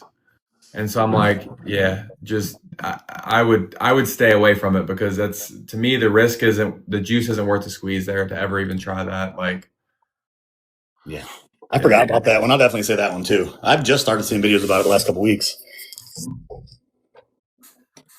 All right. Cam, do you see any other questions we want to call out? Yeah, someone was, this one's not talked about hardly at all, but I've done a little bit more research into it, and I think that it could be potentially pretty cool. LL37, have you guys done any digging into that one? Any applications for you guys? Have you guys ever used it personally for research purposes? You guys know anything about it? Do you guys have anything for that one, or? Now go. This is your baby. Go for it. I am a fan of LL37 in terms of effectiveness, but I think that there's very, very few use cases where I would choose that over something else. Like people will be like, I want to boost my immune function. Like, how much LL37 should I take? Or they would say like, I have a cold, how much LL37 should I take? And the way that I tell people to think about LL37 is like a bazooka, right? Or like a tank. Like you're not going to use a tank to go in there and take out, 3 bad guys that are just laying on a hilltop, right? Like you're going to go send somebody with like probably shouldn't say that online because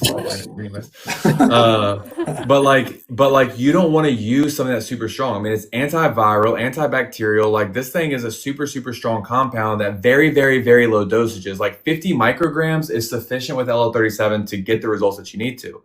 Right. But I know people have used it for issues. One of my friends, Lyme, right there. Stephanie just put it in the chat. For something like Lyme, I would use LL37, 50 micrograms. I would use it for a short period of time and try to knock out those issues. One of my friends, she had alpha-gal and Lyme, and she basically got over them. She did a lot of stuff to be able to get to that point. And so maybe it wasn't just the peptides, but she did some of those peptides, and one of them was LL37.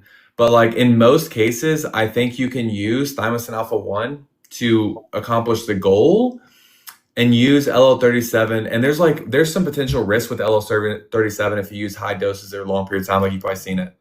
And so like, I think it's great. I just think I try to there's certain things I try to steer people away from due to like potential risks of like not being able to learn or be educated enough in it. Just like injectable SLU and DMSO and DMSO. So yeah.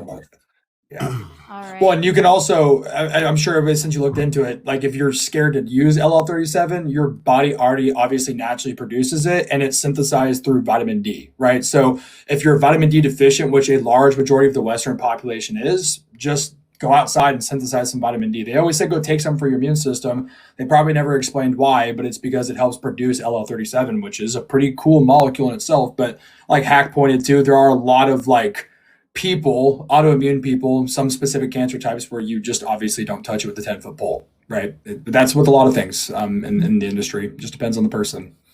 Mm-hmm. Are we about to meet the smallest member of the Pepper fam? You can. You guys want to meet Sophie just real quick? You guys want to meet her just real quick? Go ahead. You sure? Oh, she's so sleepy. This is Sophie, guys. She is 12 days old. She was actually derived from multiple different peptides. I have an entire protocol I put together to develop that one. So, what's her first word going to be? Mitochondria?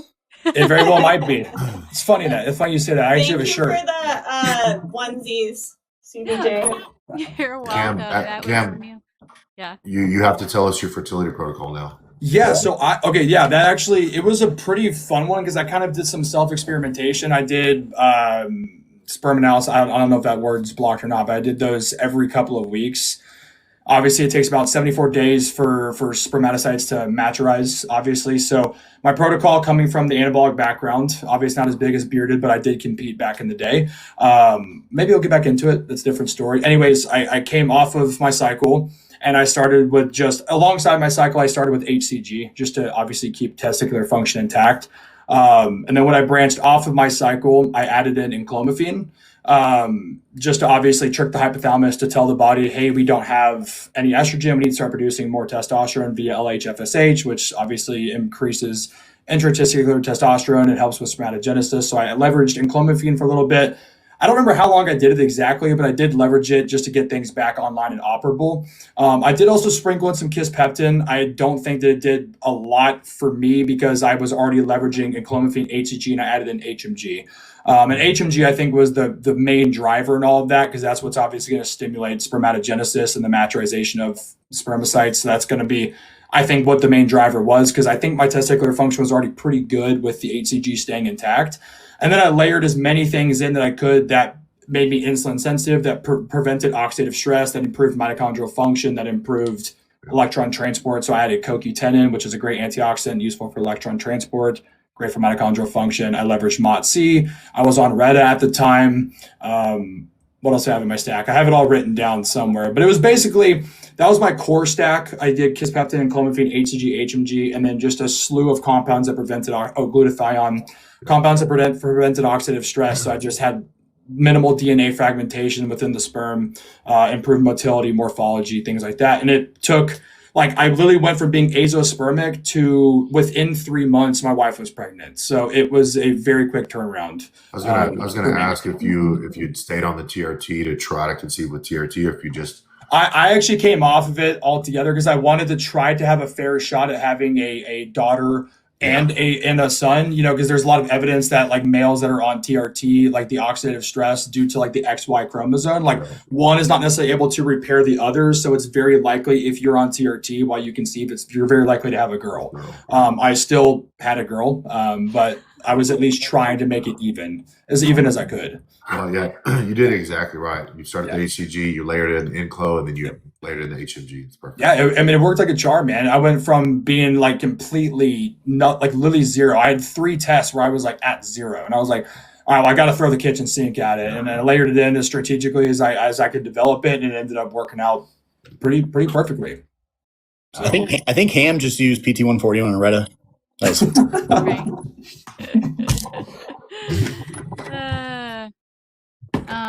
It was a protocol.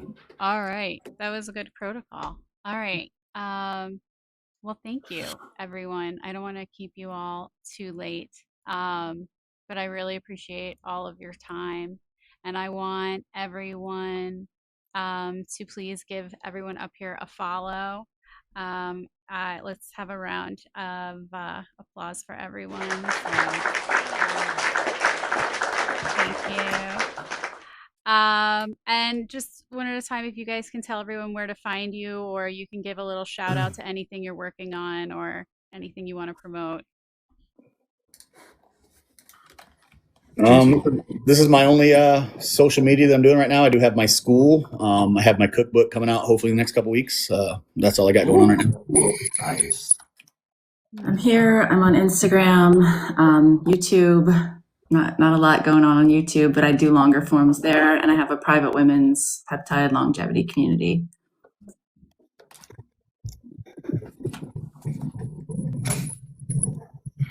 Bearded.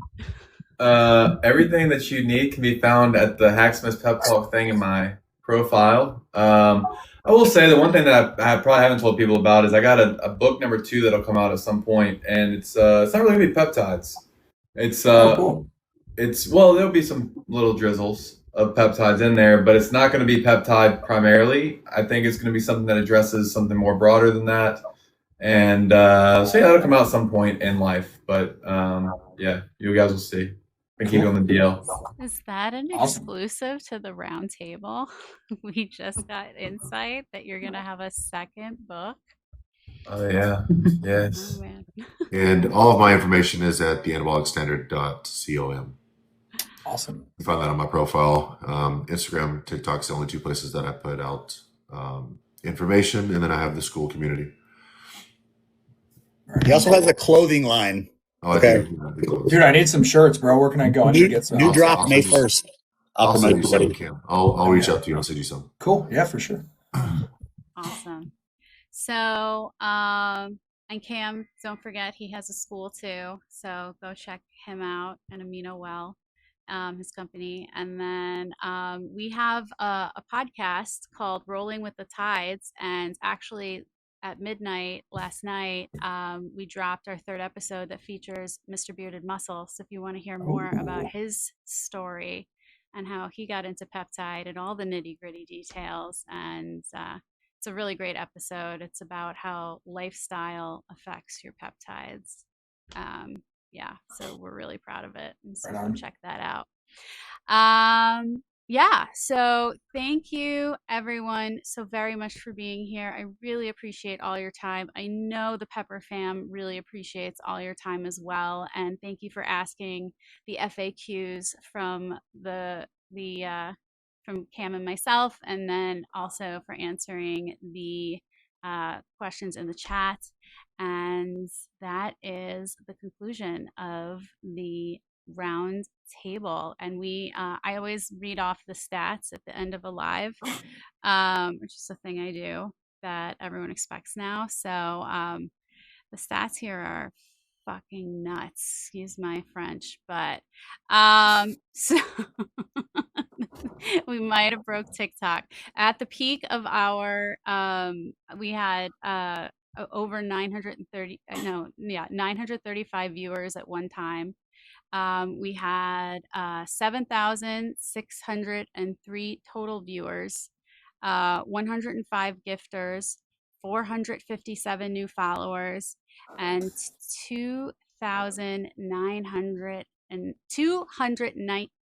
300,000 likes. We got to 300,000 likes. And that's all because of all of you. Trust me, this isn't just because of my shining face up here. There was also 12 mutes and 12 blocks, Sean said, as a moderator. So that's definitely triple-double numbers. That's pretty cool. Yes. Like Nikola Jokic out there. Good job. Love to We got a see that. Lakers game. We got a Lakers game on next. I'm about to go watch that, bro. Me too. I'm about to go Me watch too. that. So didn't want to keep you all too late, but thank you all so very much. I really appreciate your time. So thank you. Everyone This was in fun. the chat, please give Yeah, it was a some pleasure. love. It was a pleasure meeting all of you guys. It was fun. It was Liked great it. hanging out. Had a good Thank time. you so much. All right. All right. y'all. Yeah. Later, guys. Bye. Peace. Take care. Bye.